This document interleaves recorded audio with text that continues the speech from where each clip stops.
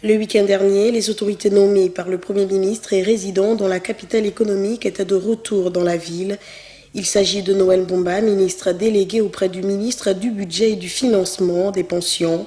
Pascal Wani Ambouroué, ministre délégué auprès du ministre de l'Économie, chargé de la prospective et de la programmation du développement et de l'éminent bâtisseur du Parti pour le développement et la solidarité sociale de Maître Séraphin Daoré Mbogo, ancien président de l'équipe de football Stade Mondji, responsable de la Fondation Pono, fils du terroir Joël Pono-Papé, ministre de la Réforme d'État.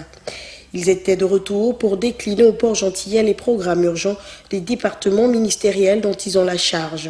C'est la salle polyvalente de la foire municipale qui avait servi de cadre à cet effet. Et cette année, aux côtés de différentes personnalités de la ville, nous avons mis en pratique cette initiative privée qui doit amener les jeunes en quête de succès à avoir une activité génératrice de revenus pour être autonome financièrement. En ce qui concerne les pensions, dès 2017, je ne sais pas si vous avez été informé, les pensions vont être révalorisées.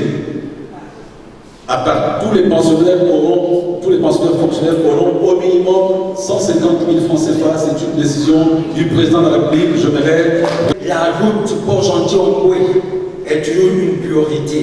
La route Port-Gentil-Mbéga est toujours une priorité. L'assainissement, le système de drainage que nous attendons depuis longtemps est une priorité pour Port-Gentil. Aujourd'hui, ceux dont les plantations sont dévastées par les pachelaires seront dédommagés. C'était également l'occasion des remerciements. Permettez-moi de remercier le président de la République, chef de l'État. Un moment plein de symboles.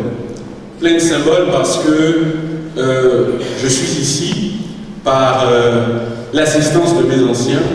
J'ai commencé en politique en 2011 aux côtés du ministre Silon, bien avant aux côtés du ministre Sylvestre Atanga, qui m'ont demandé d'amener ma pierre à l'édifice de la ville de Port-Gentil.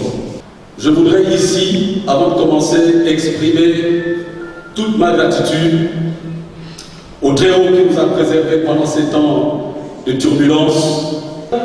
Chers Port-Gentillaises et Port-Gentillais, permettez-moi d'abord de remercier celui que mon grand-père a servi comme pasteur, que mon père a servi comme pasteur, le Dieu Tout-Puissant, pour ce qu'il vient de faire pour moi. Ensuite, ces remerciements vont en l'endroit du président de la République, chef de l'État, qui a voulu m'associer à travailler une fois de plus pour mon pays.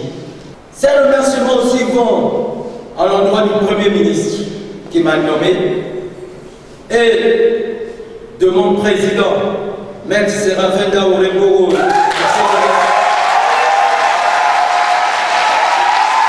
qui a bien voulu me choisir au milieu de tant de cadres de valeurs qui constituent ce grand parti. Vu les problèmes économiques, sociopolitiques et environnementaux qui retardent le développement du pays, le gouvernement d'Emmanuel Izzo-Ngondé devrait exécuter les programmes jugés urgents en Conseil des ministres pour le compte des 100 premiers jours du gouvernement d'ouverture.